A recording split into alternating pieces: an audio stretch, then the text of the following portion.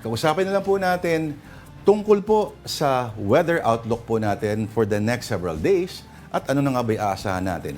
Pebrero, kagaligitaan pa lang tayo ng Pebrero, wala na ba talaga aasahan ng malamig na hanging amihan? Simula naman ang summer, kailan ma-declare na official start na ng summer? Kausapin po natin ang ating mobile journal, si Francis Orsho. Francis, magandang hapon sa iyo.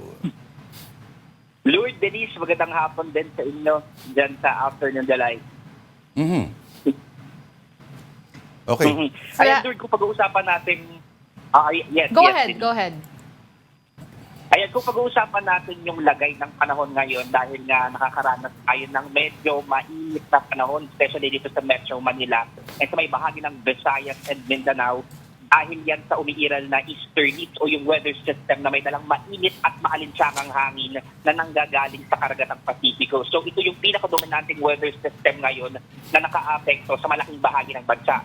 Pero dito sa may bahagi ng Northern Luzon, nandiyan pa rin yung epekto ng hanging amihan o northeast monsoon. Kaya yung mga kababayan natin dyan ay kumbaga malamig-lamig yung panahon na nararanasan natin dyan.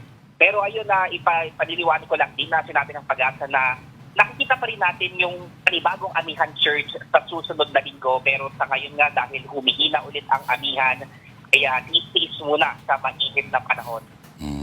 So may pag-asa pa pala bumalik ang lamig, Denise. Pero Francis, parang ang balita na rin natin, medyo na-lessen na yung mga areas na nakaka-experience ng tagtuyot. Tama ba? Yes, tama ka, Denise. According sa latest report ng Pag-asa para sa El Nino, nabawasan yung mga lugar na naka-apekto ng tagtuyot. Pero yung nasa drought condition, o kumbaga yung yung mga lugar na nakakaranas ng matinding tagtuyot ay yun pa rin yung mga naunang nilabas nila na nasa 14 na areas o probinsya sa Luzon.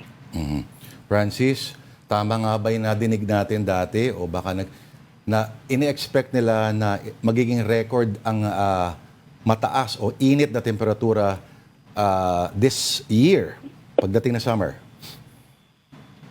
Yes, Lord, hindi natin inaalis yung possibility na magkaroon tayo ng kumbaga record high pagdating sa temperatura, considering na rin na lessen yung rain na nararanasan natin and mas magiging dominante rin yung epekto ng easterly sa mga susunod pang buwan. Once nag-start na yung hot dry season o tag-init dito sa ating bansa. Naku. Kailan doon na-expect na ang official na start, Francis, no? In-expect na i-declare ng Pag-asa na start na ng dry season?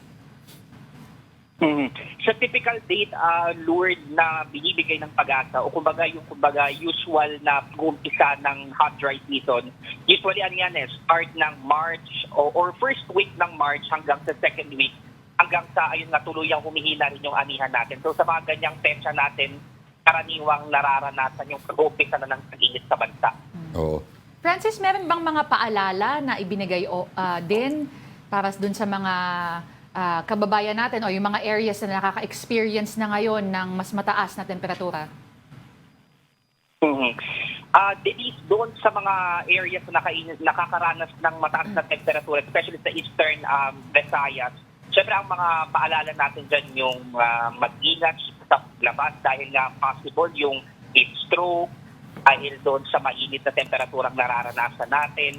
And syempre yung pag-inom ng maraming tubig. Para doon naman sa mga areas, especially sa nakakaranas ng matinding tuyot dahil sa El Nino, yung conservation ng tubig, yun yung binibigay natin kumbaga paalala sa ating mga kababayan. Magtipid ng tubig at kuryente dahil mahalaga ito sa ganitong panahon.